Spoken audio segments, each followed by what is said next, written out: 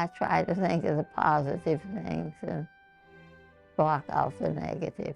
Virginia Walczak wonders what may have been. I miss the idea of a father. It is a question she's been pondering for a century. This is my father's dog tags. Robbed of memories. Oh yes, all of this makes me feel a little closer. Tattered and fading keepsakes Memorabilia from World War I. are all Virginia has of the dad she never knew. Well,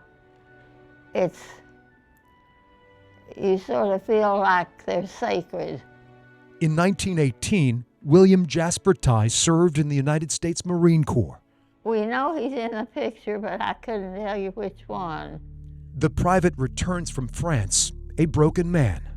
But he was sickly the whole time. He was never well. The U.S. Marines' lungs ruined by poisonous gas used during the Great War. It was devastating. In 1922, William Tye dies at the age of 25.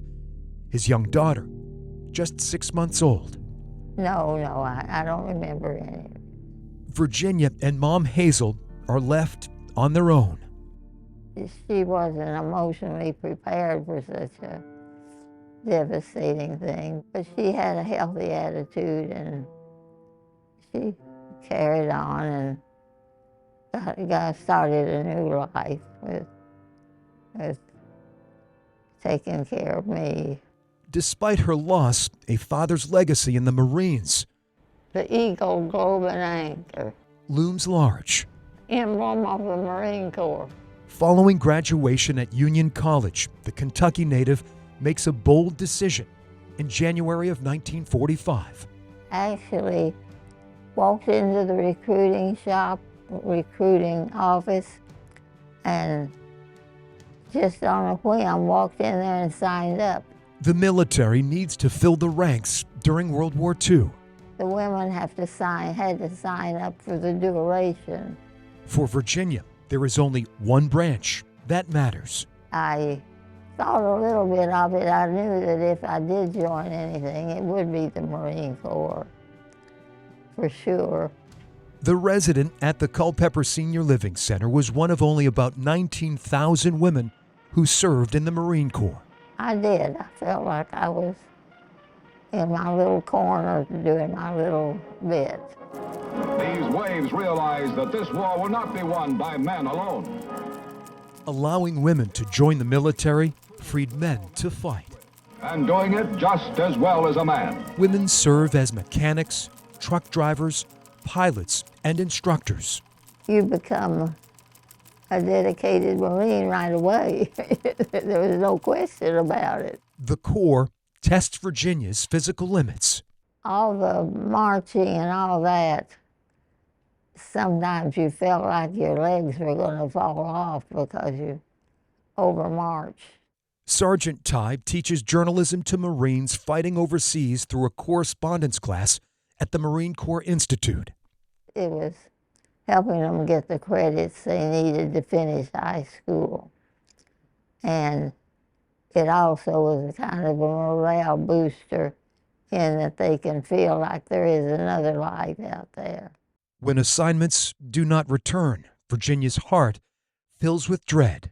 And you wonder what happened to him.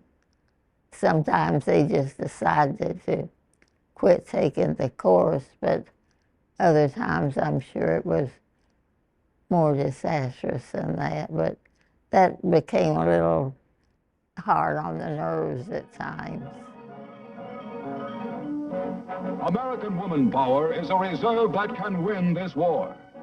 Every Marine has a green uniform. Every Marine has a blue uniform. But behind that cloth is an individual and a story to be told. Owen Connor, chief curator at the National Museum of the Marine Corps, says allowing females to join the military was out of necessity. Women Marines were reluctantly accepted into the Marine Corps. Their premise as a women reservist was to free a Marine to fight. Owen believes Sergeant Tye is a national treasure, a pioneer who broke new ground. I'm absolutely thrilled. the greatest generation. The term gets used perhaps a little too much, but in my heart, they're always the greatest generation to me. They were my grandparents, and it'll be a sad day when we don't have people like her among us still. It was exciting. There were exciting times. Following World War II, Virginia marries a fellow Marine and has 3 children.